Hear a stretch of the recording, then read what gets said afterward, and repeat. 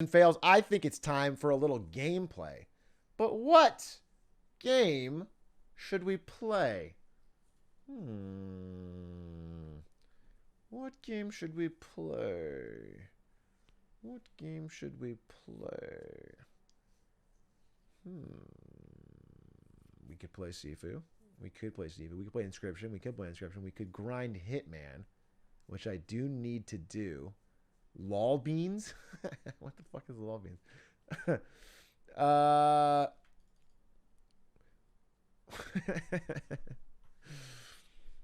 I could try.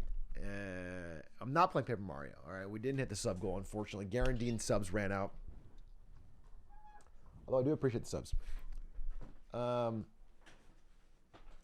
I think what I should probably do is practice Hitman. Nah, I can wait on that. If I'm gonna do it next week, I can wait on that. I think what I should do. You know what we could also do is react to stuff. Wait, is there something dope we could react to? I think I'd rather watch something with chat.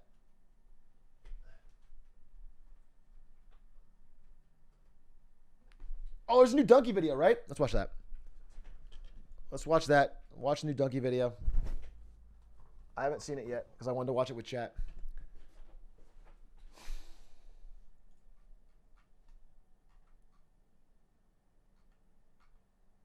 Did you ever watch Twitch songs? I watch Twitch songs off stream because I heard that if I watch it on stream and don't watch the full thing, I am an asshole. The creator was, I think, mad that people didn't watch the whole thing, but it's really long.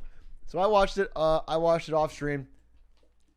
And Forehead got feature, which was dope. Charlie's new video concerns me. Is it funny? What is it? What is Charlie's new video? Moist Critical YouTube. Are React streamers bad people? I was an ex. Damn, powerful. I know stuff. they say the Lord forgives all sins, even murder. But thanks to one man, my third eye has truly been opened to a very hard to swallow truth that there's one sin so unforgivable that it sends the person straight to hell. It's React content. There is no forgiveness for React streamers.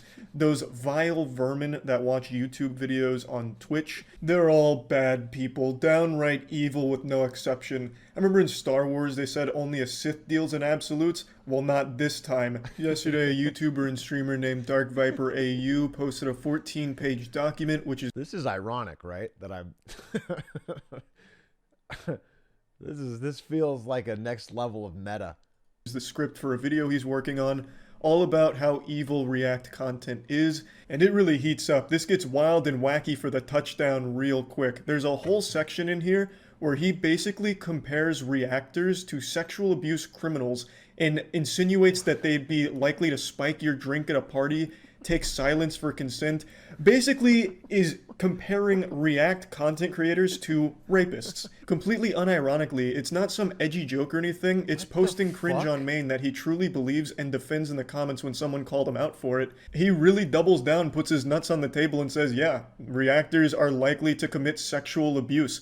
He says it's hyperbole, but only slightly so. The difference between actively ignoring consent for financial gain is not so far removed from ignoring consent for sexual gratification. Jesus Christ! In his own document, he admits that he himself was a reactor. He is engaged in a lot of React content himself. So at one point, were you a rapist, Dark Viper? Were you likely to commit sexual abuse? In fact, I'd argue you were on the upper echelon of React content because you were doing media share nights where your community donated money for you to watch videos, as opposed to just watching videos that you wanted to share with people and reacting to those. You had people pay you to do it, and then you made money on top of that from the videos you'd post from it. So you... Hey, Ludwig's not a problem, though.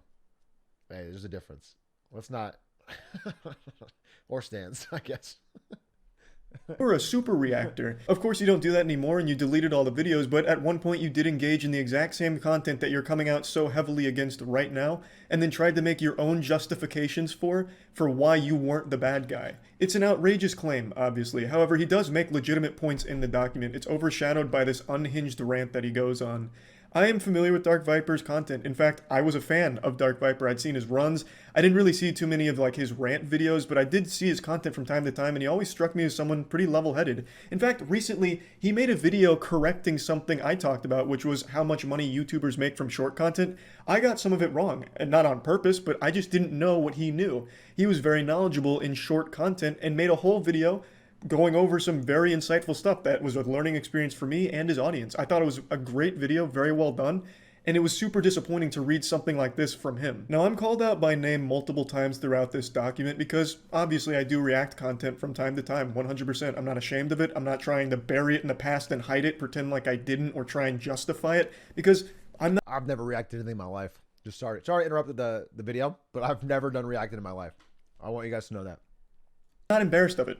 Look, I understand the stigma around React content, and I've always understood it. When I react to something, I'm constantly trying to either pause it and add something to it or interject comedy into it. I treat React content like Sorry to interject, but these nuts? God damn. Comedy King adds to the video, improves the video even. Mystery Science Theater, where it is a transformative piece around the content.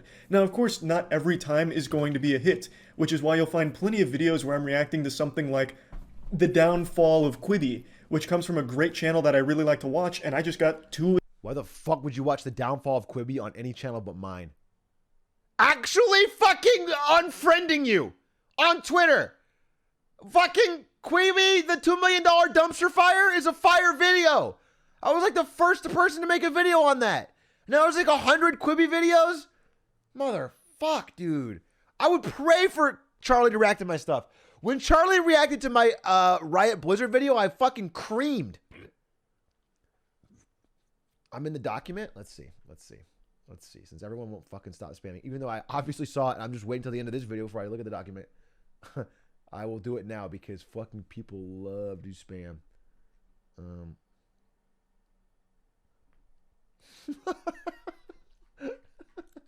Wait, second, wait, is there an actual document I can find this in?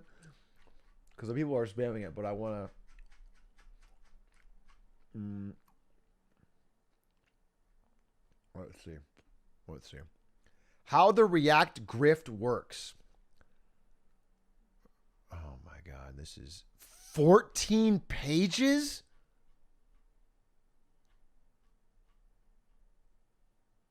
Okay.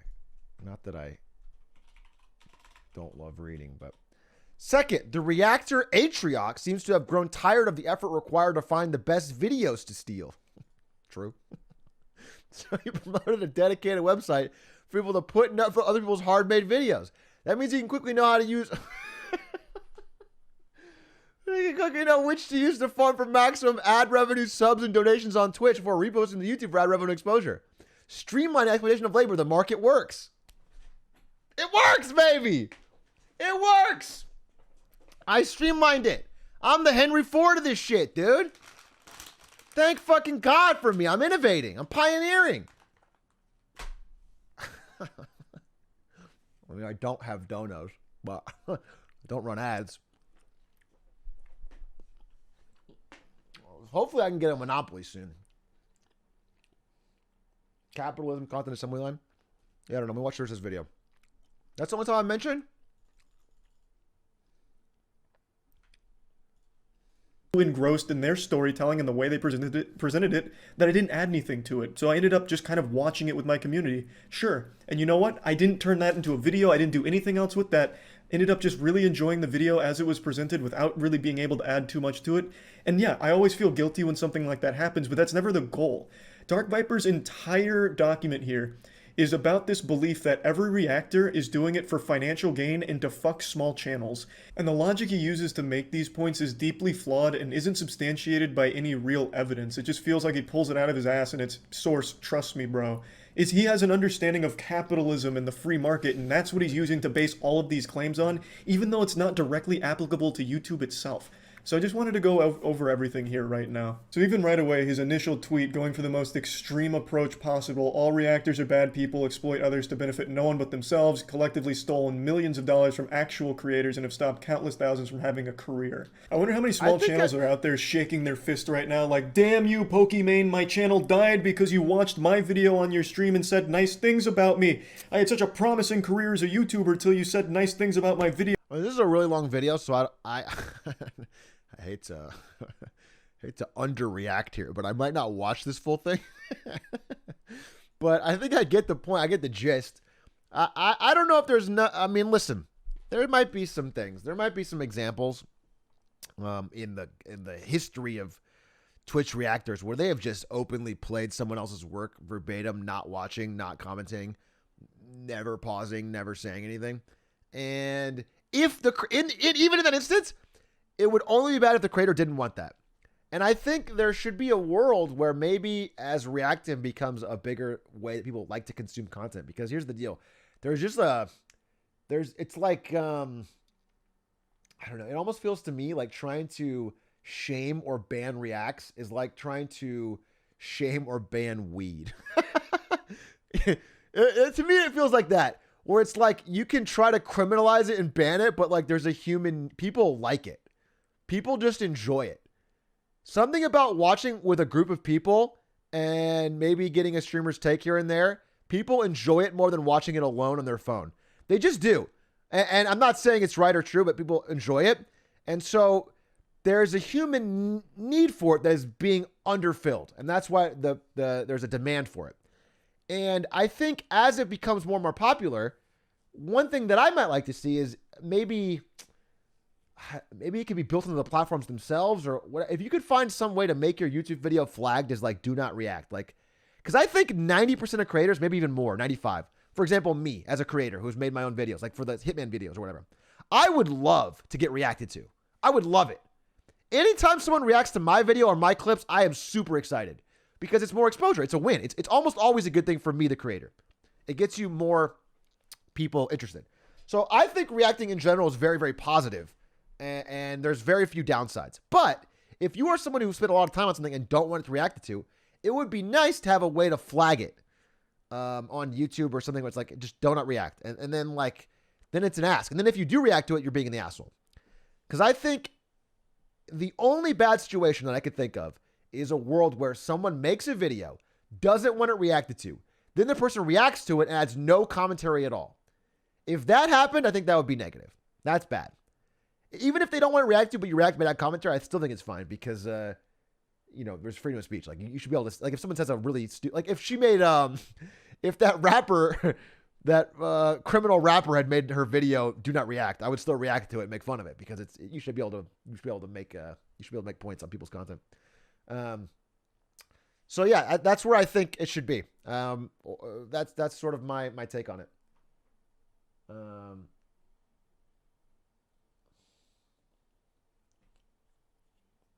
I will never watch a video I've seen someone react to, therefore it takes money out of their pocket. I think, so it's interesting because from my POV, this is only my POV, but as a creator, what you're hungry for more than anything is audience. And if someone watches my content, there's a higher chance they'll find their way into my they'll be more likely to check out my other content in a way they never would have before. So if someone reacts to my stuff, I am more likely to get people interested in my other stuff, which is what I prefer. That's just me though. That's me as a creator. And I would like a way to have a flag. Honestly, I'd like a flag. That's my dream world. But until then, I think you can make as many rage 14-page documents, or you can make a bunch of comments, but it's not going anywhere. And so I think it's kind of stupid. I just think that we can't ignore human nature. This is where things are headed. And we can either find a way to make it as entertaining as possible and figure out how to make it as ethical as possible, or we can keep yelling about it and watching it happen anyway. So that's where we're at, and that's what I think. On stream to your audience of 30,000 concurrent viewers. Now I'm fucking trashed. I'm ruined. And to be fair, that's not the exact point he's making. His point of how they're killing small channels is because they're taking eyes away from small channels to their own channel. So I guess a more apt comparison would be a small channel fucking flipping over their table like, fuck, I would have had 10 million views on this video if Pokimane. Atrioc, I react to your content all the time to an audience of myself, and I always enjoy it. And I'm suing you. Yeah. No, I'm sorry. I am suing you. Yeah, you know you crossed the line. This is my content. I made it, and you reacting to it is stealing. It's theft. And you better get a good lawyer, because I have the same one that Jessica Blevins has. Fuck! I forgot that I had one more win! My win was Ninja, because he got a new manager. Jessica Blevins stepped down. Oh, I forgot that win. Bonus win, if you stuck around. Tough, though. Tough to have to fire your own wife. That's tough. That's rough. Didn't react to Jubilee, 6 atheists versus 1 Christian 5 days ago. Now my channel's fucked because she reacted and all the people went and watched that instead of watching my video essay on Dying Light's butthole physics. Now to show his point in the actual document. Could be interesting. Don't rule it out. Could be interesting. And he goes on to describe how effortless it is to make React content, which he is absolutely in the right on. This is an in-art. I'm sorry, I have to interrupt here with a very relevant point. Someone in chat asked me, am I eating those piece by piece? They're gummy bears, bro. How the fuck else do you eat them? Yes, I eat gummy bears piece by piece. One gummy bear at a time. What are you fucking talking about? What, am I being shamed for eating fucking gummy bears piece by piece? Yes, you eat one gummy bear at a time. They're big, dude. They're chonkers. You're nuts. You're crazy. I cannot believe I'm being shamed for that. That's a wild reason. I'm not going to grab a fucking handful like a caveman. I'm trying to fucking talk and react at the same time. You're just small. Who dat? Don't talk to me. You couldn't grab one because you have actual glizzy hands.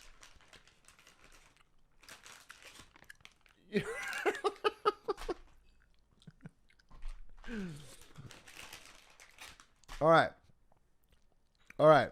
All right. All right. All right. All right. I think we've gone off track here. Arguable truth. It takes significantly less time and effort to react to content than it does to create the content that's being reacted to. That's just blasting your ass with facts and logic 100%. Even when you're transforming the content, like, you know, for example, if I'm adding an extra 10 minutes worth of dialogue or even 20 minutes worth of like extra commentary on top of it, that's still significantly less work than actually went into that video that creates it. And he's totally right there. He then goes on to say how easy it is to pump out that content since it obviously takes less time and effort. They can make. Let me tell you something. If I watch 5 back-to-back Darman videos, giggling at all of them, and then upload them on YouTube, that's an honest day's labor. That's hard work. I would rather spend a month in the coal mines than fucking put in that kind of day. That's a day that'll break your back. That's a grind. I don't want to say I'm a hero for it, but you should. You should. Because honestly, by God, dude. I mean, I'm out here fucking hustling. More of it, which means more React videos are being pumped into the YouTube atmosphere. And he's right there again. Look at someone like Sniper Wolf. She's able to do one a day, and she's making, I think, 700 million views a month or something. She is the biggest React channel online, like anywhere on the internet. And what's shocking about Dark Viper's document is she's not listed here by name. He only goes with Twitch streamers, even though Sniper Wolf does the same thing. So I found that to be weird because that would have been another great point here. But regardless, her absence isn't that big of a deal. It just serves to highlight that he is right. You can pump this out a lot quicker than fully original products. But the next part is where him and I differ greatly in our opinion here, and it is an opinion no matter how much Dark Viper wants to present it as a fact. He argues that this flood of React content takes from the finite pool of impressions, so it takes those eyeballs and puts it towards the React content as opposed to going towards the original content that they would have found elsewhere if the React content didn't exist. I'm skipping ahead just a bit because this part is also still part of the same umbrella claim. He says, if your content is good, then it will get exposure naturally, and so you don't need reactors. He's absolutely right. Of course, you don't need reactors, but he says if your content is good, it will naturally get exposure. Okay, based on what? That's not Where's your true. evidence to support that? Yeah, that's definitely not true on Twitch, actually, for a fact. If you're trying to grow a Twitch channel, you almost need either reactors or collaborators. You actually need it. YouTube has an algorithm that works a little better, but on Twitch, it's almost impossible. On YouTube, you can grow, but I think even on YouTube, you're limited based on your subscriber count and channel. Like sometimes you can hit the algo and go viral, but it's not it's certainly not a guarantee. And reacting can absolutely help. My friend had to grow his Twitch through his TikTok. It's working pretty well. Yeah, that could work. I think on Twitch you have to grow by getting some shit elsewhere. There's only one way to do it.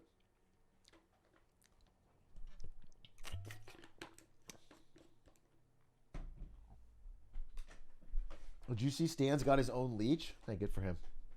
Big progress, big day. I think we should ban all React content. Less online content equals I will be forced offline faster. This is the good ending. The grass is calling. Don't lie to yourself. Don't lie to yourself. There could be one fucking shitty video on the internet of like a fucking cat falling off a desk and going meow, and you'd watch that on loop, bro. You're not going outside. Let's be fucking honest. Let's not dick around, dude. What is that cat doing?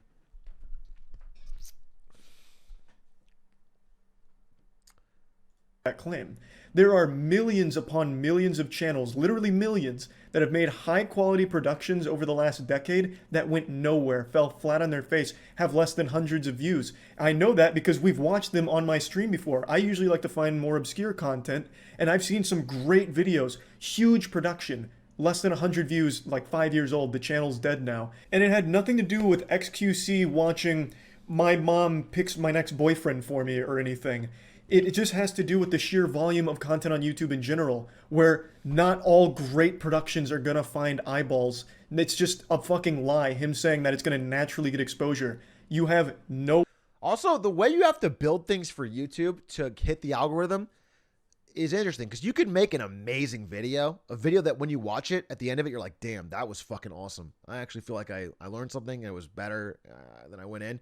But if you didn't make it so the first 30 seconds is eye-catching, that hooks you in, that it has regular signposts people don't click out, then the algorithm won't give it to you. There's like a lot of little things you have to do.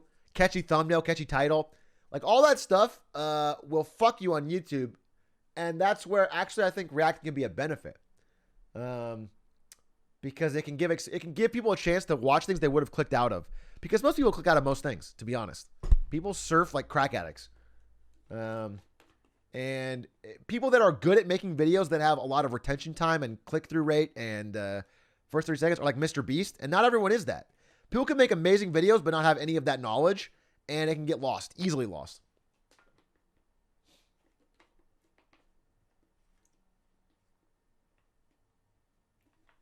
But at the end of the day, my whole point is that...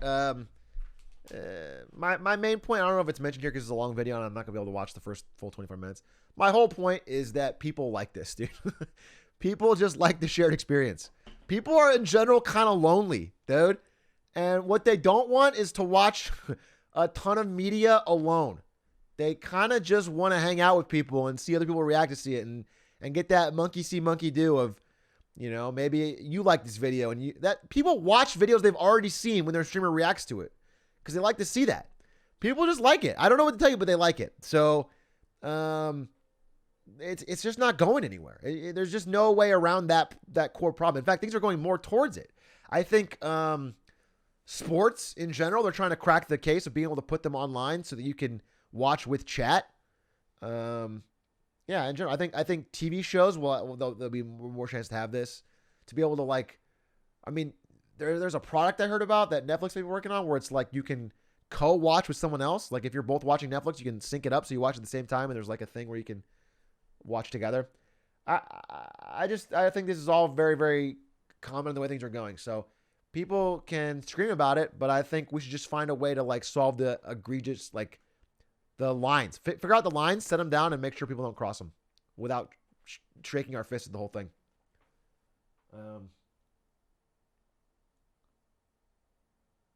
Netflix teleparty? Yeah.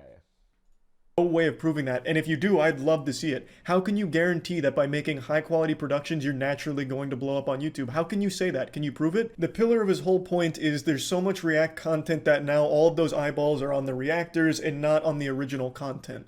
They have taken away from this finite pool of impressions, but you have no way of proving if that React content wasn't there, those eyeballs would go to that original content because it's the internet, it's YouTube. There's other places they could go to get entertainment. Let's say all of a sudden all of React content is gone. The people that watch Lud's Mizkit vid. Isn't that a good counterexample? Lud made that video and then it had 0 views and then he spent money and got Mizkit to react to it and then it blew up. Isn't that like a good counterexample to this whole thing? It's in the doc. Let me see.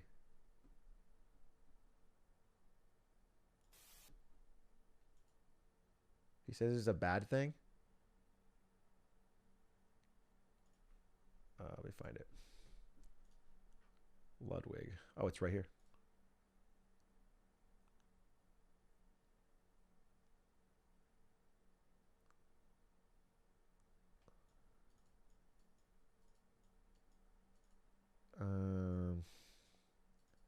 It's strange for a millionaire to tell others the best way to live is to give a millionaire friend money. That wasn't his point. This guy's kind of dumb, dude. He just seems angry. I don't know why. This guy seems really angry about something. Something that's deeper than this.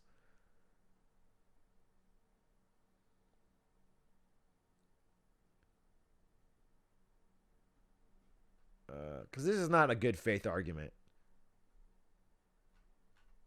Anyway, I think I've made. I think I actually don't know what Charlie says for the next 20 minutes. I don't know how there's 20 minutes. I think he's made his point, and I think I agree, and I think I have my own take on it. But now that being said, there are some times where reacting, maybe we don't need it. Maybe it's a little too far. Maybe it's like, come on, dude, really? You can't find any better content to do. You can't find any better content to do.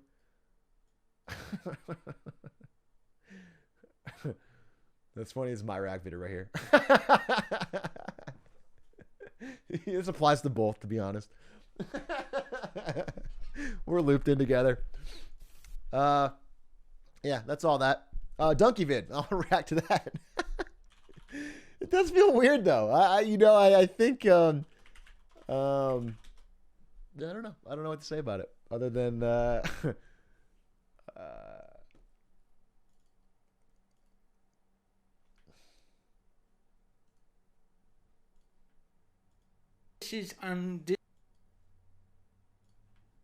how do you control over the editing of your YouTube videos and what clips go in the vid? My editors, we just talk. We talk in our chats. And I usually review the edit video before it goes live. But often it's just their talent, to be honest. They make great choices. Yeah, I don't know. Yeah, it's weird to react to something after being compared to a rapist for doing it. And I just don't. I thought the whole thing was a little weird. I didn't like it. But we're going to watch Donkey because I really want to see this video. You think about playing Sifu? I am. I'd really like to play Sifu. I just don't. I'm not going to do it today, probably. React to Dark Viper's videos? Okay, I won't. But that is a funny content idea. If anybody out there wants to get like an easy LSF, just go live and do 48 hours straight of reacting to Dark Vipers.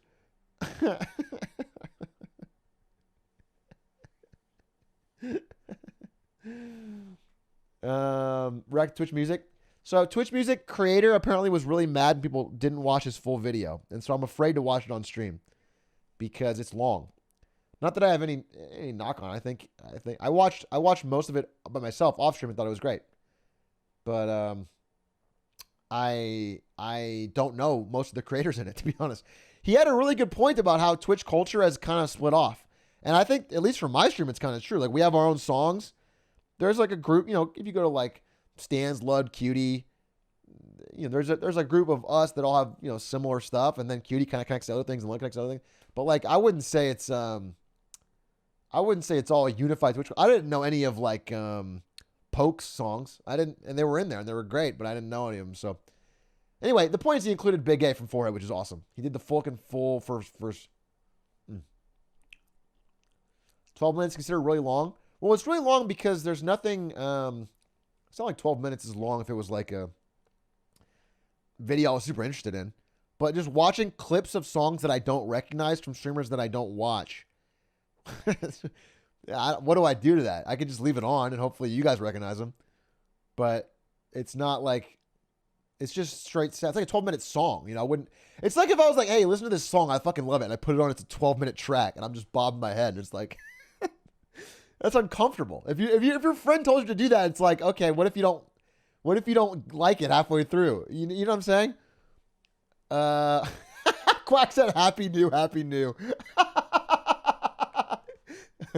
For the old ones, dude, I used to put 1.9 on and just fucking grind. Quack coming in with the bangers every now and then, huh? I listen to Black Dutch freestyles. Yeah, but if you had a friend that wasn't interested in freestyles, you're like, yo, you gotta check this out. And you just make them sit down and listen to Black Thought's full 12-minute freestyle while you look at them. And they're like, yeah, it's dope. It's dope. It's still dope. It just feels, it's like, it feels aggressive. It feels like a lot. I do that to my girlfriend and she hates it.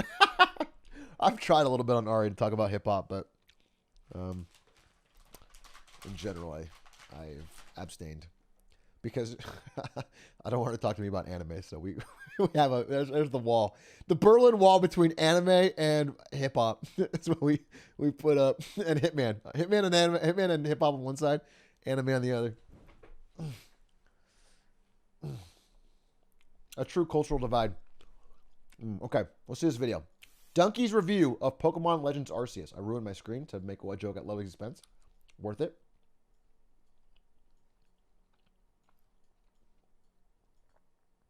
In the middle of Samurai Champloo. I love Samurai Champloo. You're actually so right. She made me watch Samurai Champloo and I loved it. So you know what? There is a way to bridge the gap. Mr. Gorbachev, tear down this wall. I cannot believe this. I cannot believe this. This is can't believe this. This is can't believe this stuff. You guys, I cannot believe this. I don't believe. This is that stuff that I don't believe. You guys, Game Freak made a fun Pokemon game. Oh shit! Fun Pokemon game.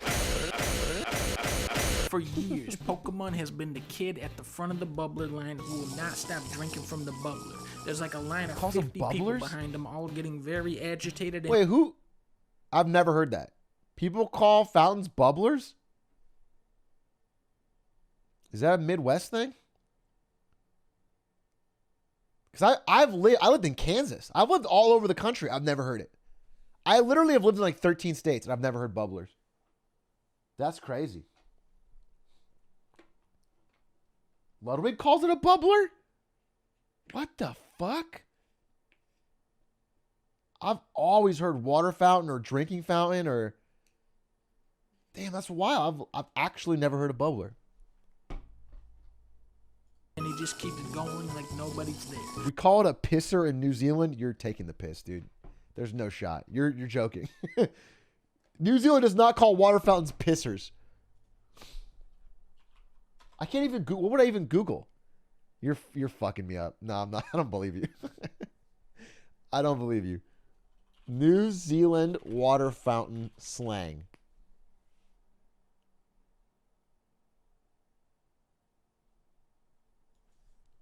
What do New Zealanders call water fountains?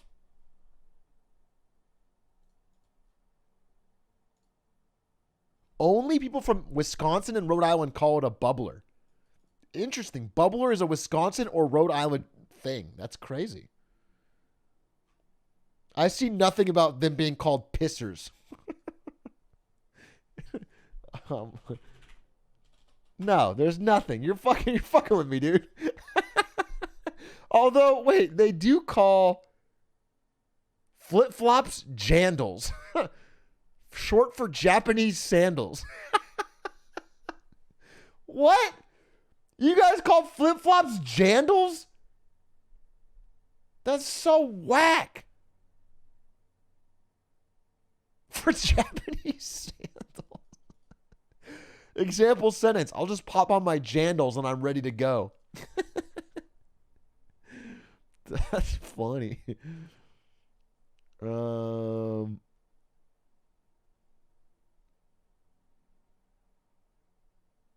you call hiking tramping? That's ridiculous.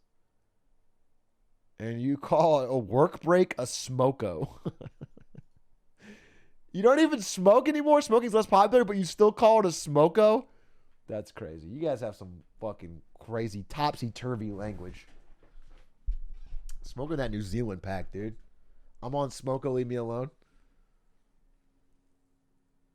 Pokemon Red, Blue, Yellow, Gold, Silver, Crystal, Ruby, Sapphire, Fire Red, Leaf Green, Emerald, Diamond, Pearl, Platinum, Heart Gold, Soul Silver, Black, White, Black 2, White 2, X, Y, Omega Ruby, Alpha Sapphire, Sun, Moon, Ultra Sun, Ultra Moon, Let's Go Pikachu, Let's Go Eevee, Sword, Shield, Brilliant Diamond, Shining Pearl. That is a lot of fucking Pokemon games. True. But if we're actually being real, that is one video game. Pokemon Arceus is the reinvention this franchise has needed for over a decade. When fans dreamed of playing a Pokemon RPG on home consoles back in the GameCube era, this is probably what they had in mind. But it doesn't open with a bang. Instead, you have to slog through a very talky, very tedious tutorial which goes on for way too long and teaches you nothing until eventually the game sets you free. Oh. Bro, okay, I know this has been said, and I don't want to rehash the same point. It would be so, and I know this is like asking for something and then getting it and then being like, wow, I want more. But if this game had good graphics, wouldn't that be a dream? You know what I'm saying? If this game like looked beautiful and you could walk around and all the Pokemon were render easily and all the trees look good, and you know, oh god, wouldn't that be awesome? Wouldn't that be sick? It just doesn't look that good, and that's fine. And the fact that the gameplay's good, and also I really fucking trust Donkey. I think Donkey has built such a credible brand of game reviewing over the years. Donkey's one of the most credible voices on YouTube because he's so consistent and honest about what he likes and doesn't like, that when he likes something, you really feel like it's worth giving a shot.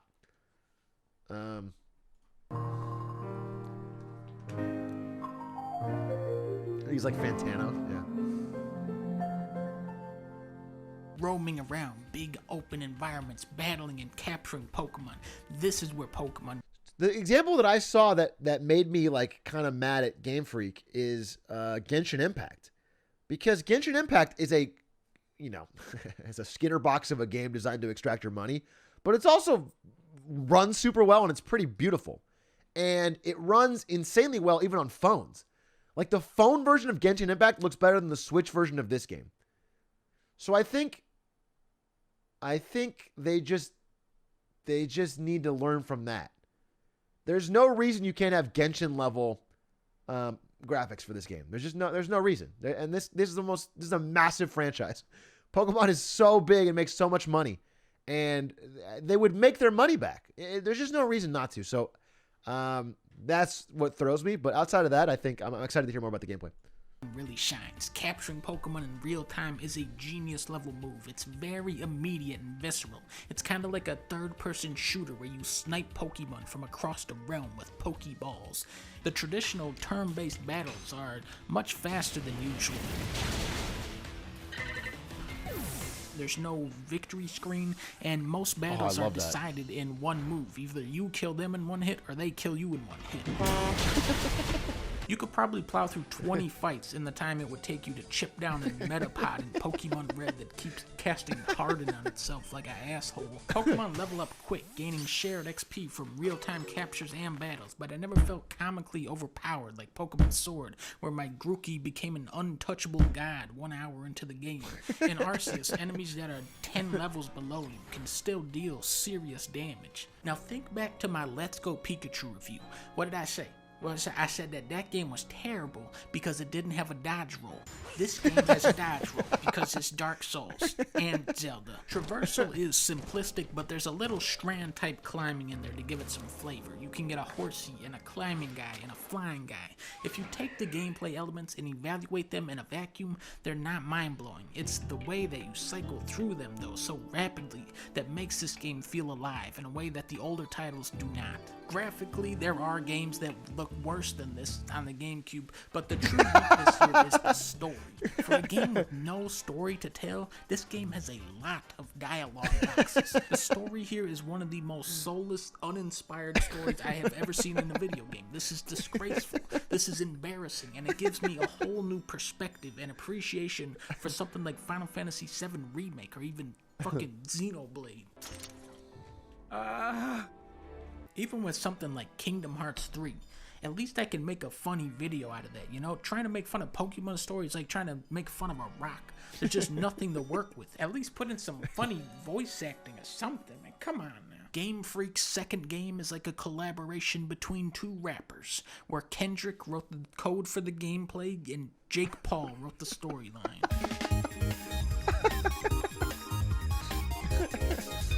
Damn, well said. I think I'll wait for the next one. I think I'll wait, but I'm always excited for a world where we get some innovation in the world of Pokemon. As a Pokemon fan since a child, I'll wait for the next one. And voices, dude, voice acting would be sick. Oh, I mean, you really could just make some insane Pokemon games if you had the gumption, and you should have the money because it prints money, dude. It's a small company, leave them alone. Okay, but hire people then. You know? What is listen,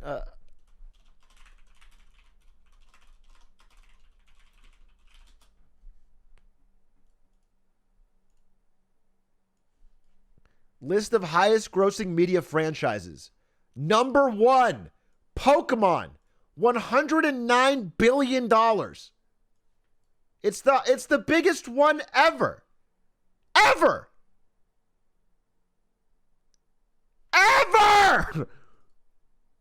And so it's like, I know that it's nice to like put in less effort and make way more money. But come on, they made $3 million from jet aircraft sales. Bro, I mean, you think about how much effort went into Hollow Knight. They didn't have fucking $3 million of jet aircraft sales. I feel like you can fucking do it. I think you can do it. I truly believe you can do it. Okay? And I think Genshin Impact has proved that you can. So, figure it out. But I'm also happy that they have innovated. I'm happy they tried something new. And I'm happy it worked. I think the game has sold pretty well. So, hopefully we get more innovations in that space.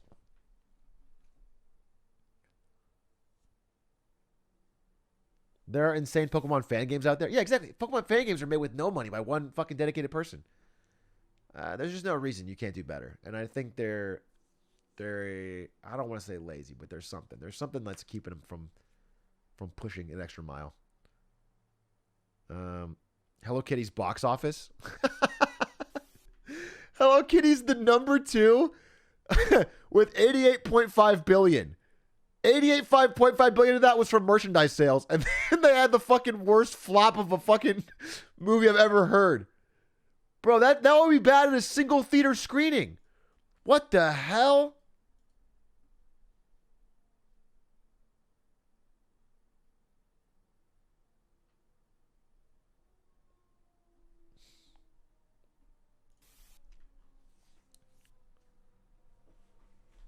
Pokemon has 3 separate teams working on games to keep them almost yearly releases. Yeah, listen, I can't knock their strategy too much because it works financially. I just think, well, it's also, you know what's funny? Maybe this is why they don't do it. Now that I think about it, It's that once you've let that genie out of the bag, you can't go back. If they make a new Pokemon game that looks fucking sick and it's great and it was expensive to make, they can't go back to making the cheap ones. That's probably why they don't do it. They can't. Yeah. Once it's cat out of the bag, genie out of the bottle. I mixed the metaphors.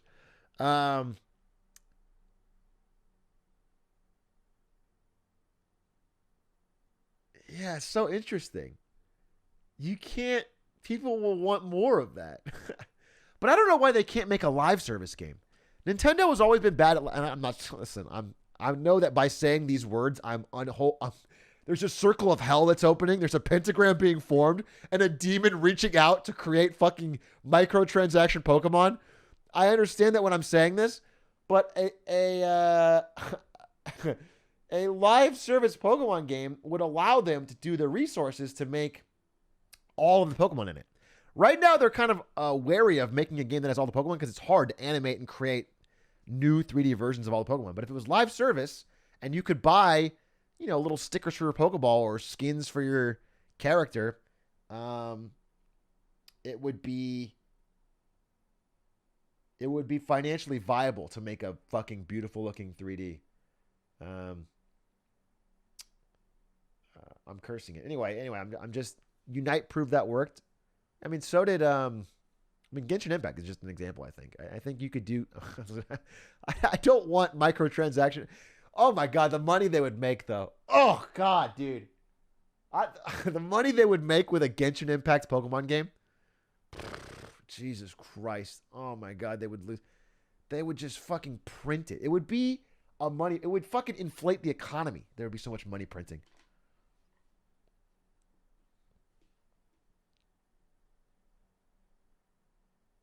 If you were getting 5-star Pokemon rolls, oh god. Oh god. It would be the next Fortnite. Yeah, I don't play Genshin. I'm just saying, hypothetically. Okay. Is there something else we can look at? I want to see. That was a good video. Donkey stays not missing. We could watch Tommy Innit escaping Minecraft's funniest YouTuber prison. It's got 1 million views in 9 hours. Holy fuck. Oh, all right, let's just see what we can learn here. I'm in this huge prison with some of the biggest Minecraft YouTubers. Is it possible for me to escape while everyone else... I'm going to try and give Tommy Innit some exposure here. As a proper reactor, I'm going to give Tommy Innit... I'm going to help blow his channel up, all right, with some exposure. else is going insane. This prison was designed by the same guy who made the Dream SMP prison, so it's almost impossible to escape. Also, YouTube sometimes glitches and unsubscribes you, so if you think you're subscribed already, please make sure to check you still are and enjoy the video. James? I hear you on the other. I'm on the other side of the wall. You look so good through this wall, man. Your name looks amazing. Oh wow, I love the vowels in that name. Damn, his editor's working overtime. Okay, they're putting subs even past the intro. Interesting. Interesting. Man, his editor's really working overtime with these subs. Interesting.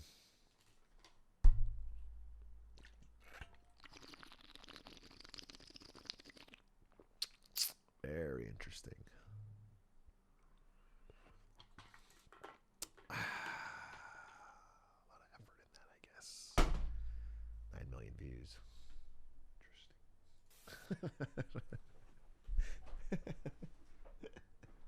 Interesting. Well, I'm going to watch all of Tommy and its videos now. Thanks, Atrioc. No problem. I'm glad I can help out this creator.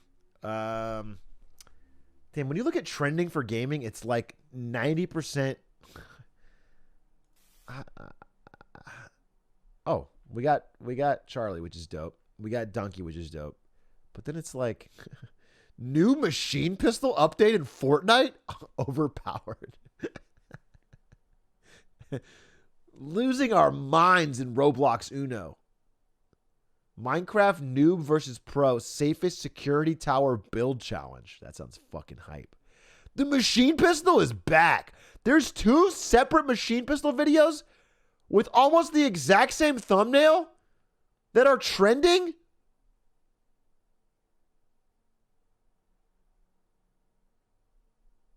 big day for machine pistol fans. If we get a third one, that'll be fucking crazy. Tell me there's not a...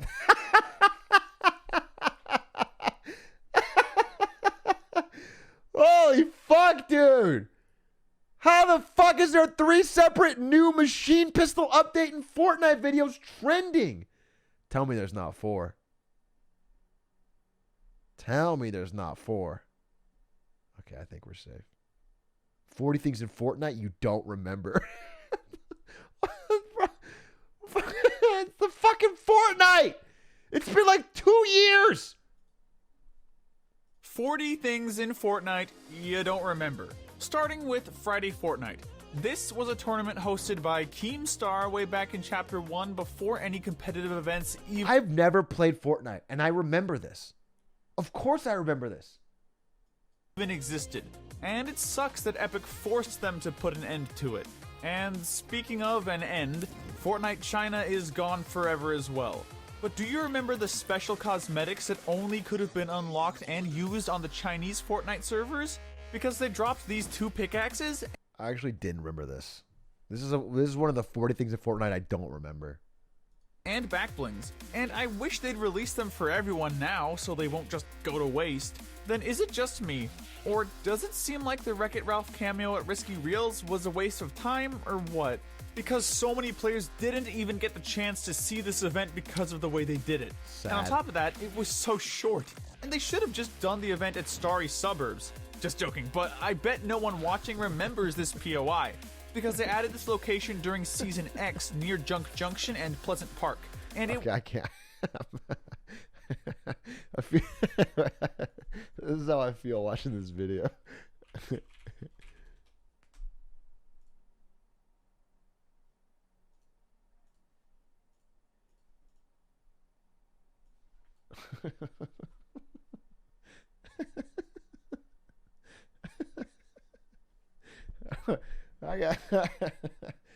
I got no fucking idea, dude. Fucking the Wreck-It Ralph cameo and Risky Reels should have been in fucking Pleasant Park. None of these words were in the Bible.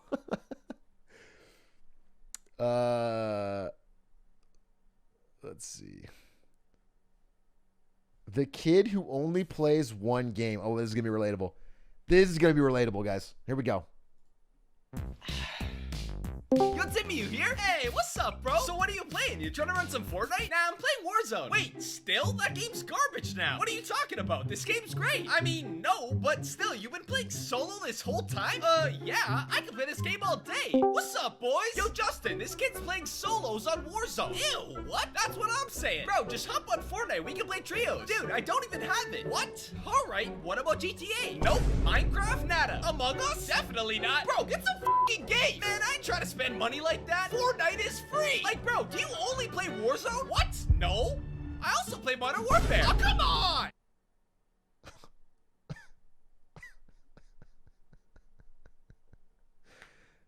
All right. I can't beat that content. So I'm gonna stop creating altogether.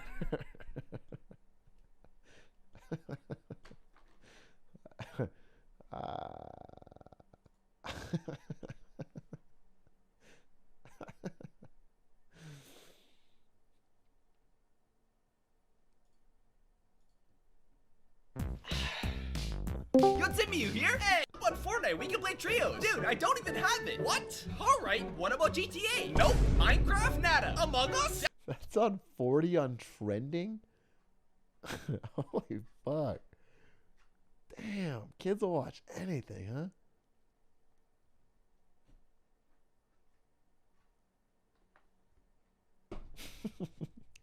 That's literally what Punch was like parodying it, right? That's like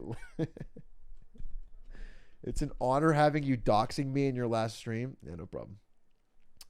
That was wild. That was a wild video. I think it's funny the rise.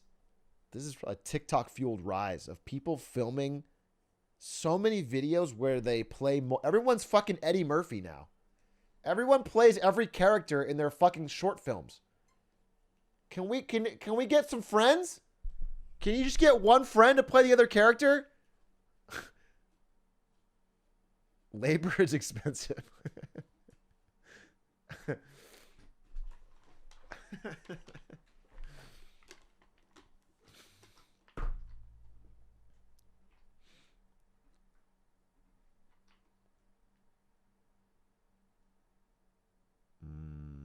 But then it wouldn't be relatable. So true. So true, King. All right. I listen, I think we're good. I think we're locked and cocked today. I was gonna I mean, I could practice Hitman or something, but I'm not gonna open up a new game. And that's on Jaw.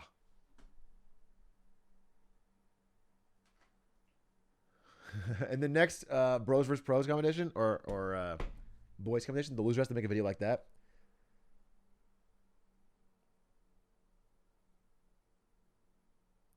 Will we ever do Fortnite Friday? Once I get the invite from Keemstar.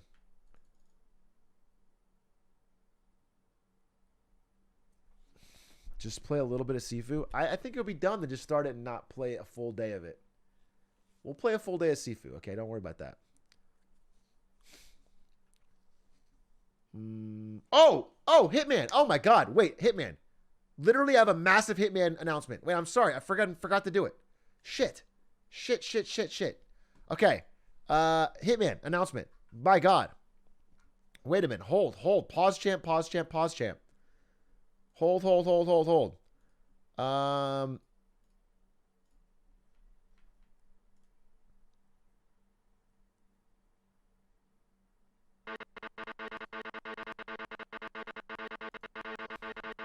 Okay, I broke my computer.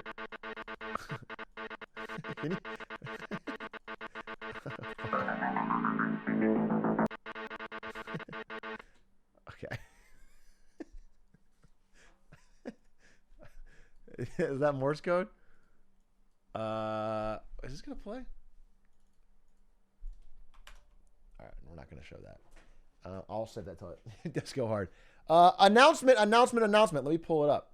I have partnered with the Hitman speedrunning community.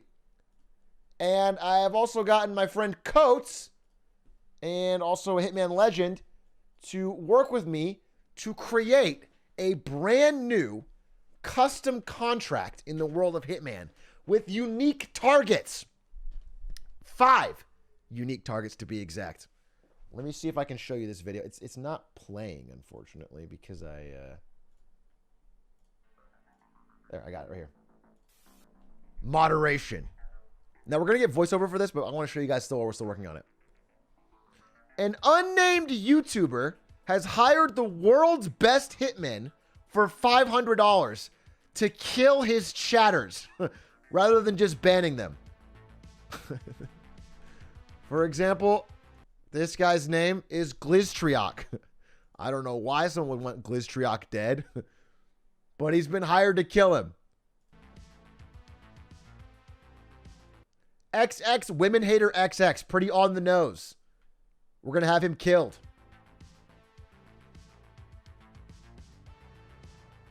And they all apparently, you guys, don't worry. If you're a chatter that doesn't live in Italy, you're fine. If you're an Italian Atrioc chatter, watch out. If you're an Italian Atrioc chatter, watch the fuck out. And we designed the contract. I'm just going to show it to you, actually. I'm just going to show you the fucking contract in the world of Hitman. And we've gotten all the best runners. All of the best Hitman runners are taking a crack at this. We've sent it around. It's also open to anybody. We are giving a prize for the fastest to beat it, and then also for the most creative way to beat it. And I'm going to be revealing on Saturday. Submissions are already coming in, and they're fucking crazy. People are crazy, dude. We tried to make it as hard as possible, so let me just show you a little bit.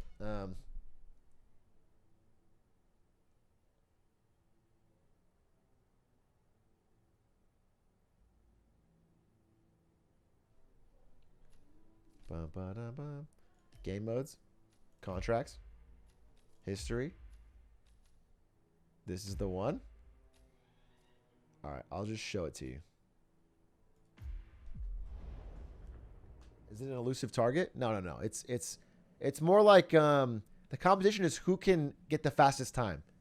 And to make it difficult, we picked 5 targets who are all over different parts of the map. So look, I'm just going to show you. This guy right here is a target. But also, this guy over here is a target. Also, all the way over here in the church, up the stairs, this guy's a target. There's a guy, I don't know if I can even get there. Yeah, there's a guy down here. All the way in here, over here. This guy's a target. Okay? And then, the last target, I believe... Oh, he's over here. He's behind the mansion. This guy right here is a target. So, literally, we went all over the map to all the different starts and exits and found somebody near all of them. So, there's, like, different... there's, like, so many different opportunities for starting spots and routing and figuring out your own solution to the problem. And we're having it be blind. So, we're asking nobody to share their strategy until Saturday. And they're all working on their own independent solution and submitting them privately through Discord. So I've seen some of them already and they're crazy. But on Saturday, I'm going to reveal how speedrunners tackled this problem and came up with a variety of interesting challenges. I think it's going to be sick. I'm going to show you like what I did as a very basic first pass when we first invented it. And I'm going to show you how I got completely smashed by a ton of different ideas from different people. I think it's going to be a real fire video. And so I put up a $500 prize, which I think is the largest contract prize that Hitman has had so far. At least what I saw on the Discord. And if it goes well, I might do more of these because I think it's really sick. And yeah, you're just going to see some crazy... People are coming up with some crazy solutions. They're really... they're being creative Hitman, which I think is super cool.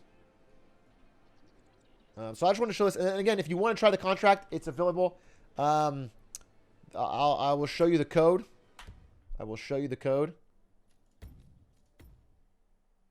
What's the best time yet? I can actually show you that. But again, a lot of people are hiding their times. They're not completing the mission, or they're not showing their times yet. But I can show you some of the times that are revealed. I can't show you the videos because I'm saving it for the...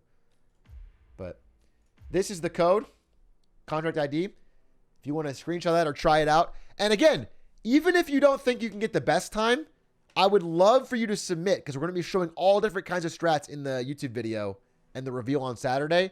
And we're going to be showcasing, we're going to give a prize for the most creative. So even if you think, oh, I can't get the best time, I can't like get, again, there's already been a 1 minute 15 second, which is absolutely fucking crazy. A 1:15 is fucking crazy. For 5 targets across the map. Is it Silent Assassin? It's not suit only, but it is Silent Assassin. You have to get out with 5 stars. Yeah, Yanini has already done a 1:15, and I've seen his run. It's crazy. But anyway, there's a lot going on. So I can't wait to reveal this on Saturday. It's going to be a great stream. I think Linkus is going to try. Spectacor's going to try. I'm having everyone I know that's a good runner give it a shot and just try different routes. And again, the time doesn't matter. Submit it. Even if you don't win, I would love to feature you. I'm going to show full name and credit. So, yeah, check it out. Prizes for creativeness and time. Yeah, that's correct. And if it goes well, I'll be doing more because we have some fun ideas. Do contracts have difficulty? No, they're all locked at pro difficulty. Contract's always the same. Where do we submit? You submit to Coates on Discord. I think it's in the description of this contract. Briefing right here. See? Submit videos to Coates 5081 on Discord. Just DM him and he'll add him to our doc. Can I try it on Xbox? Yep. There's a code on Xbox. I need a way to like put the code somewhere where I can see it, but there's codes for all these. If you go to the Froat7 Hitman Discord, just join right up, and in their contract tab of Discord, they have this contract featured and all the codes for all the different platforms: Steam, Epic, Xbox, PS4, everything. So What are mud shots? There's a trick you can use to use pistols to open doors called mud shotting. We banned it for this so that there's more creativity in their weapon choice. Like if you want to go through a locked door, you might need to get like lockpick or a AK-47 or a shotgun or whatever. With pistols, it makes it a little too easy, so I banned it. Anyway, just giving you a shout out because I think it's gonna be a cool content. And it's gonna be revealed on Saturday, and we got some more surprises in store for how it's gonna be revealed. So check it out. We get a link to the Discord. I would love to do that, but I don't have it. So hopefully someone can help you out. Why are all the targets white? I mean, it's just set in Italy, and I just picked 5 targets that were far apart. Again, the targets were not picked for their race, gender, or ethnicity. They were picked for their position on the map. How fast have you gotten it? My first run, I think, was like 4 minutes something. So when we were trying to like test it out. So some of the runs I've already seen are crazy. They're actually crazy. They're very creative. They did things I never even thought about.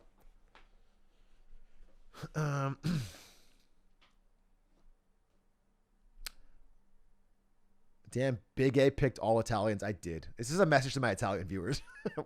Watch out. That's all I'm saying. Watch out.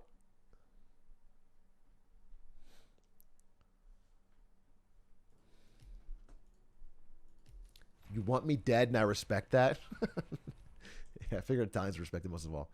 Anyway, what time is it? I might show a little. I don't know. We could practice Hitman.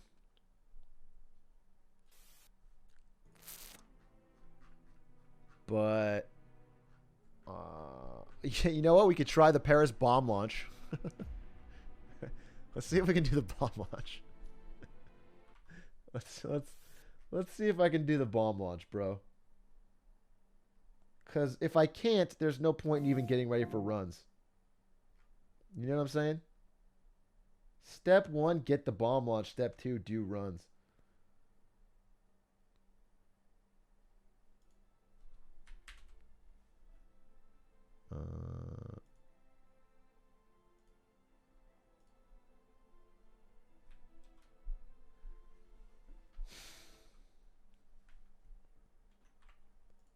Does the contract have to be SA? Yeah, it does.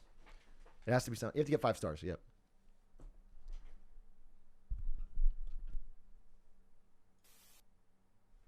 Okay. Let's try it. First try, you guys owe me 1,000 gifted.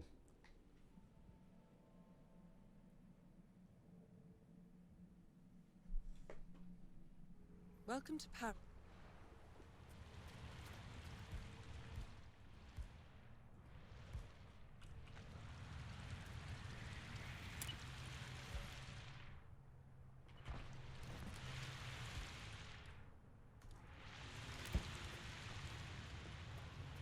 Best tweets is tomorrow. Welcome, sir. Enjoy the show. Okay. Okay. Victor knows how to make an entrance. Well done for Victor Novikov is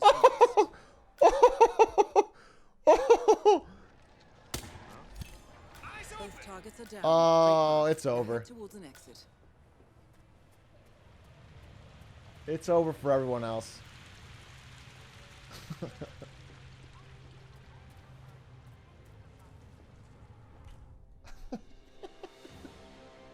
It's over.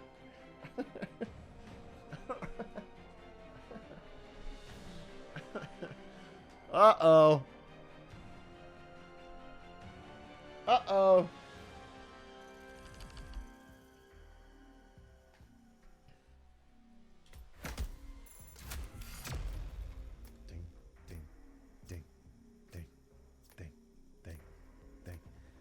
Should I explain that? I think... Oh, Quack, we're going to make a Paris video, right? We can do a Paris video. Wait, what time is it? I got time. All right, you know what? Let's do a Paris video. Right now, we have to work together. How do we do this? So I should explain how that worked, huh? Let's explain this video, and then we can do a Paris video. I love that. Okay. So...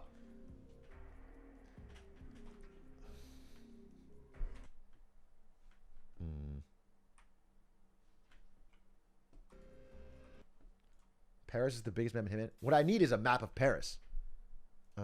Map. Wait, Paris, Hitman, overhead view.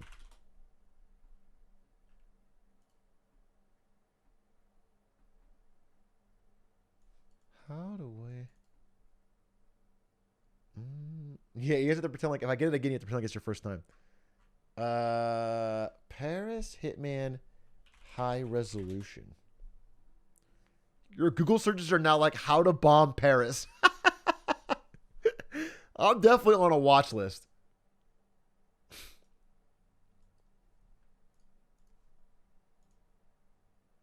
Wait, I think I found a perfect image.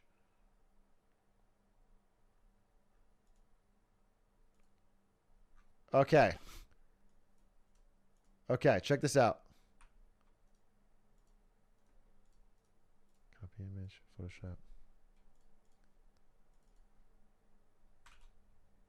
No.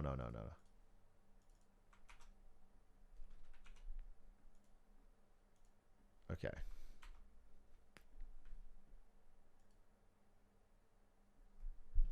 At the start of every video, describe the map by saying it's the biggest in all of Hitman. You got it. Okay, here we go. So, Paris is the first level of the new Hitman trilogy. It's what launched the series back in, I believe, 2016. And really exploded the new version of Hitman onto the scene. It's an awesome, sick map, and it's actually been one of the most storied maps in the history of my stream. We've talked about Paris 1,000 times. There's memes about Paris. I've been to Paris more than any other map by a factor of 1,000. I actually kind of hate Paris, if I'm being honest with you. I'm sick of Paris. In fact, one of the first big videos on my channel was a video where I grinded until 7 in the morning to get a 1 minute, 27-second time on Paris. Nowadays, 1 minute and 27 seconds is a joke. But I want to show that video real quick. Let's see.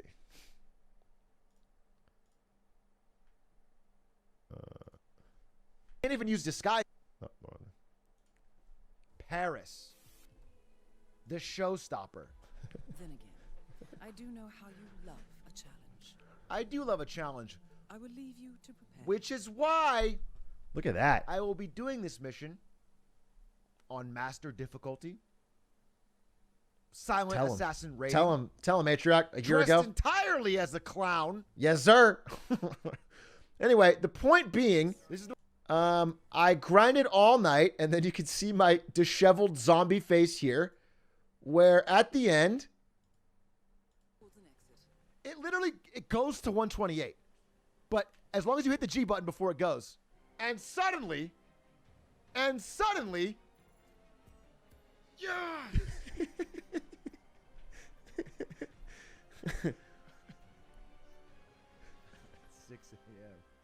Going to bed. I had work the next day. Anyway, I got it and I was popping off. And that, at the time, was the world record. But, of course, it's been smashed many, many times since then. And I want to show you a little bit of how the strategy has evolved. But I want to explain sort of the core principles of how it works. I'm going to explain the core principles of how it works, and then we can explain why this new strategy is so insane. Why the new strategy might be the final limit. Well, I mean, not. Actually, there's still more can be done, but...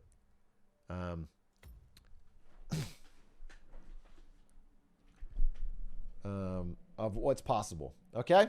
So let me show you around the world of Paris. Beautiful. Beautiful, beautiful Paris. Let me in.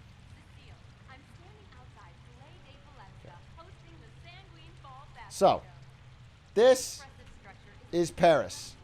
A massive, massive, massive mansion hosting a huge VIP fashion show in the heart of downtown Paris. There's gardens in the back. There's a helicopter escape in the back. There's boats. There's barges. But most of the action takes place in the mansion itself. And our two targets are in vastly different locations. Our first target, Viktor Novikov, is right at the front. Right as you first walk in the door, you look up the stairs and a spotlight is on him. He's not hidden. He's mingling among people. But you have to find a way to kill him without anyone seeing, without it being, with it being an accident kill. So Victor Novikov's in the front, and he's easy. Your other target is in the very back of this massive building. So let's zoom out. Look at this. All the way in the back, on the 3rd floor, in a VIP area, is our other target right there. Dahlia Margolis. And this is a challenge. And every speedrunner on this level has to solve this challenge. How do you get from one location to the other as quickly as possible? How do you kill them both and get out? So for a long time, the strategy was what I showed in that first video, which is where you'd walk in to the front. You would distract this bodyguard right here and make him walk up the stairs. And then you would shoot the chandelier. And it would fall on this guy's head, killing him. Then you would just walk all the way through the building. Walk, walk, walk, walk outside, walk over here, walk over here, walk around this corner, distract guards, walk over here, walk over here, walk over here, then look up to this 3rd floor window, shoot a bullet, and break that chandelier right as she walks underneath it. Now, it's still a dope strategy, but it requires a lot of walking. And then when she would have the chandelier, you'd get in the helicopter and escape. And so that was what was the best for a long time. It was thought you couldn't really get faster than that. Then a new strategy came out that was able to cut down on a lot of the walking. I'm gonna see if I can show that. Yeah, whether I get it, this strategy is finicky, but I'll try to show it, and hopefully we can get it in a couple takes. What do I need? I need a black lily. I need a violin. And I need a bomb. This is my least favorite strategy of all time. This strategy has caused me more headaches. I mean, I probably did this back-to-back thousands of times when I was last grinding for the world record. Because every time you fail a world record attempt, you have to go back to Paris. And then you have to do this strategy again. So this is my most viewed and most seen strategy. It's my most done strategy. And it's just a finicky, annoying strategy. But I will show you sort of how that walking problem was reduced. So in this one, you'd start in the attic on the front side of the building.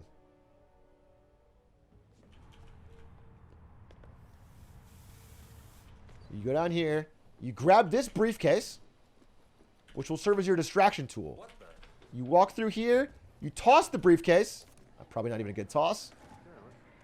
To distract his bodyguard. You drop a bomb next to the wind. Now, let's pause real quick. I just want to tell you what I did. So, right here, I threw a briefcase right down here. Where did it bounce? Right here. So, this bodyguard's like, huh, let me go check that out. So, he walks down and sees the briefcase. That means he's no longer under the chandelier. So, when the chandelier falls, it will only kill my target, which is a key part of Silent Assassin. That's the trick, all right? Huh. And then as I walk through, instead of standing here and waiting to shoot the chandelier when he walks under it, I drop a bomb at this winch. And this winch holds up the chandelier. So when I detonate this bomb, the chandelier will fall and kill whoever's underneath it. Okay? This allows you to cut down time. Oh, fuck. Oh, fuck.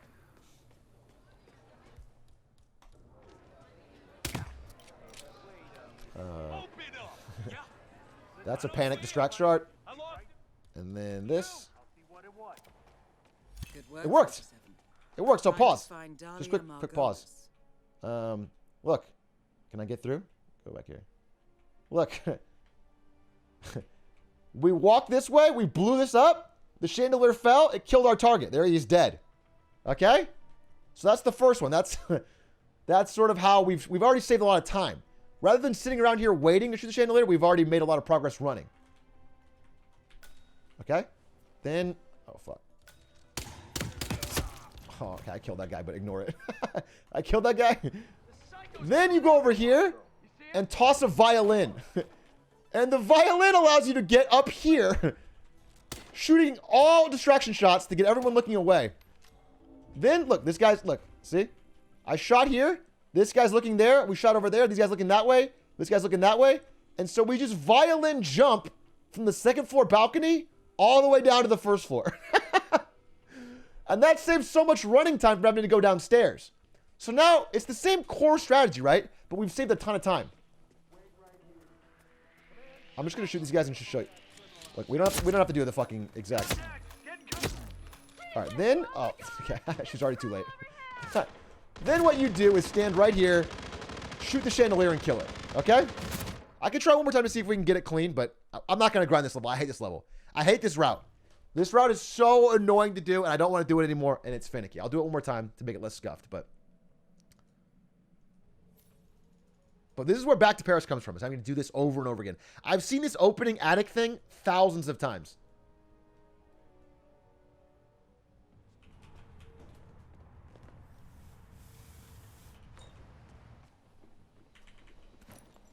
Get this. What the hell?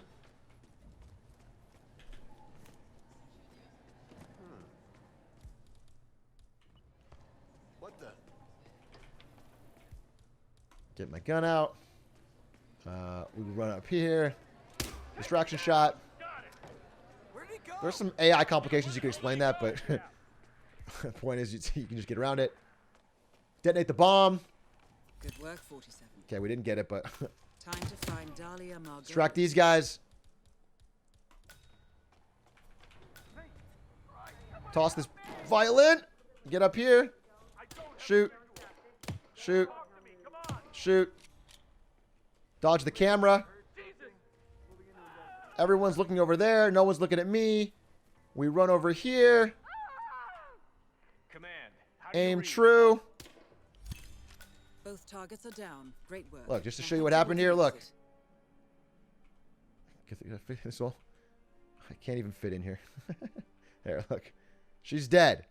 We shot a small chandelier with a pistol from the ground floor. Look at where the clown is. Look at where the clown is.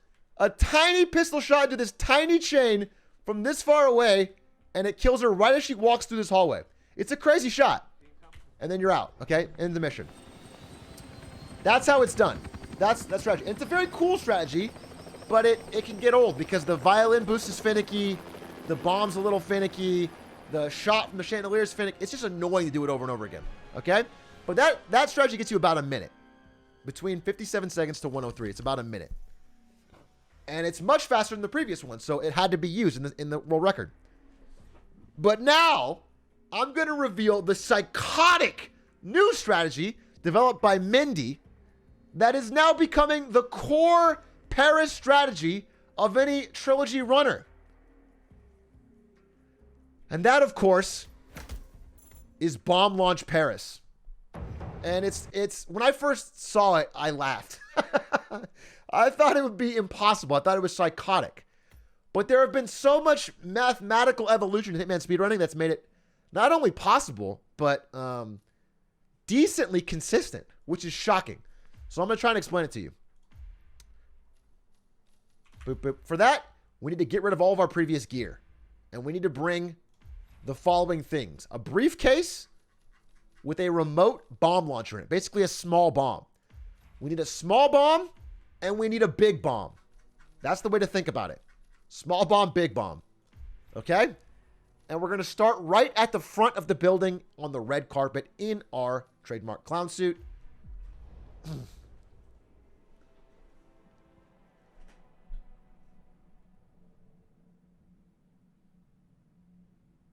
Welcome And I'm just going to show you how it works. Okay? What the core idea of it is. The core idea of it is to take out our small bomb, drop it, drop the second bomb, and then use the first bomb right here to make the second bomb fly like this. Whoosh! Whoosh! Landing right here. Okay? And it needs to land right here.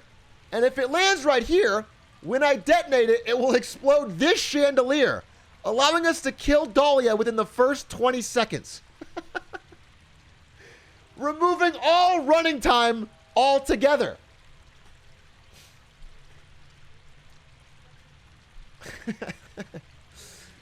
While the bomb is flying, because the bomb takes 13 seconds to fly from there all the way to her, you run inside and you do the traditional opening shot where you kill him under the chandelier. Again, my timing is way off. We're not going to get this, but I'll just show you. I'll just show you the basic idea. Right? We'll just stand right here. He goes under the chandelier. We're going to shoot it. Good work, Fortress. Time to And he's find dead. out All right? about That's the those. core idea. And then we're going to detonate the bomb. And I just want to show you. I didn't hit the bomb launch, right? It's still finicky, but you can see where it blew up. So I missed it by a minute. It should be here. It landed here. Okay? But if it lands here, that will blow up and kill her, and then I'll just walk out the front in less than 50 seconds. It's actually a sick, insane, nasty strategy. Now, I got it first try earlier today, and I'll try it one more time with my lineup and see if that works. Let me see if I can get my my crosshair thing set up.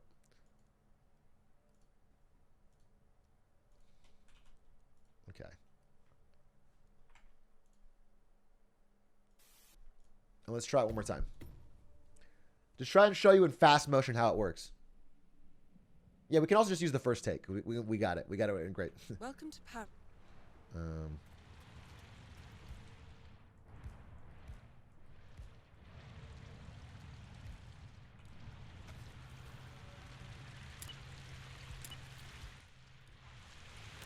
Okay.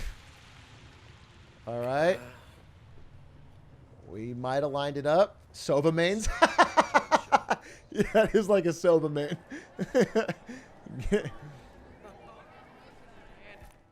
So I tossed my briefcase. The briefcase on the wall makes this guy walk upstairs. Victor Novikov. Might have been too late. Sanguine, Oh, we got it. ringleader. Oh, we actually got it. Quite the resume. Okay, we wait. We wait. Well done, 47. Victor Novikov. We got two. is next. That's both. All right. Somebody saw me with a pistol shot, but I was just showing it for an example. And then you're in and out, dude.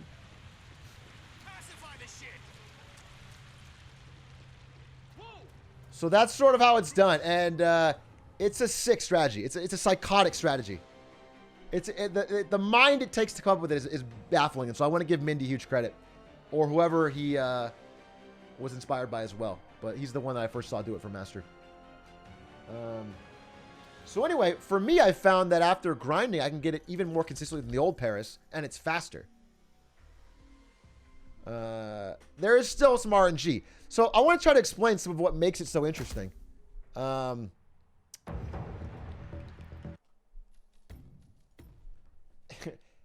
the evolutions that made it possible. So, because for a long time, this was considered random. And it was random. Welcome to But what was the big innovation was this. First of all, that you could line up the exact pixel of where the arc of the bomb will go from here all the way to that roof. Okay? You can line that up. But that's only half the battle. Because you understand, you're not allowed to place these bombs. Look, I could place it. If you place it, it won't fly. You can't launch it. You can't launch it if you place it. So you have to drop it. And when you drop a bomb, look, it bounces. And if a bomb bounces, then you're never going to be able to get consistent. Do you understand how annoying that is? So the trick that changed everything was that if you drop the bomb while 47 is in his walking animation at the bottom end of it. I'm going to try and show you what I'm talking about. Look, I take this bomb out. See how my arm goes up and down? When it goes down, when it's at the bottom of being down and you drop it, it is close enough to the floor that it barely bounces. I mean, what a fucking extra level of psychosis. Okay? So once that was found, that was the breakthrough. Because now you can pretty consistently drop them flat instead of bounced all over the floor. See, it dropped flat. It's aiming straight and it dropped flat. That would normally be impossible because you would just press drop and it would bounce and land on its side or change. The walk cycle has blown everything. So the science of how you dropped it and getting it right in the right lineup and the right distance from each other. So when I'm walking, what you'll see is I'll do it again. Is I walk, I drop at the low part of the cycle, I walk again, I drop at the low part of the cycle. It's like very well timed. Welcome to Would crouching cause the bounce? Yes, crouching would cause the bounce. Crouching doesn't work. So like this. Drop, drop. See that? Straight line. Pretty flat. This might not be a good lineup. This actually might be a little bit off, but you see what I'm saying? It was a massive change.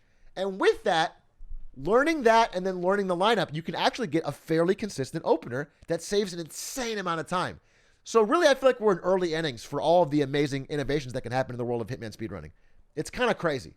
It's really crazy, and I'm excited to see where it goes. But I want to show you this one because this is really a breakthrough, and it hasn't been used in a trilogy run yet. So, you know, it's something I've been practicing and hoping I can put to use when I get back to speedrunning.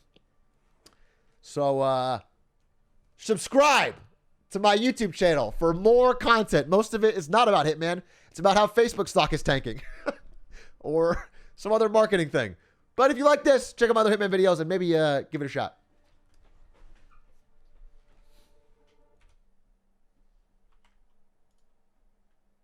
And then we'll play Soda City Funk.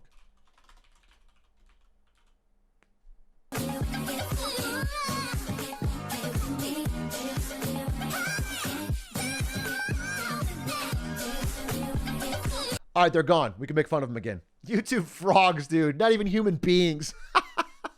They're on YouTube and not Twitch. They're on different platforms, so they can't be like us. We're cool. We watch live content late at night. We ruin our sleep schedule for this shit.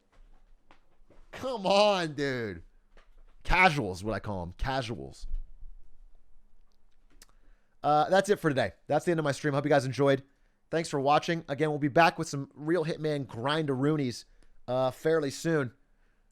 But I have to practice more and learn more and get better as a gamer. And also find some way to make it a spectacle. Because I kind of fucked myself by like killing myself as a clown and then having a 10-minute countdown, getting banned, coming back, revealing in the first sub 30 minutes. It's going to be hard to make a video that's... I had a fucking custom forehead song, a custom outro song, a custom credit song by Billary Squinton that went fucking dumb hard. It's just... I kind of painted myself in a corner. I kind of thought that was my end of my Hitman journey, so we'll see. Anyway. Good night. Thanks for watching. Hope you enjoyed. See you tomorrow. Ready to Spectacore? You're goddamn right I will. This is the last one he gets for a fucking month, dude. Month plus. But he has to get the congratulatory. Ready to Spectacore, current world record holder, and longtime fan of the stream, and just a good human being. Check him out.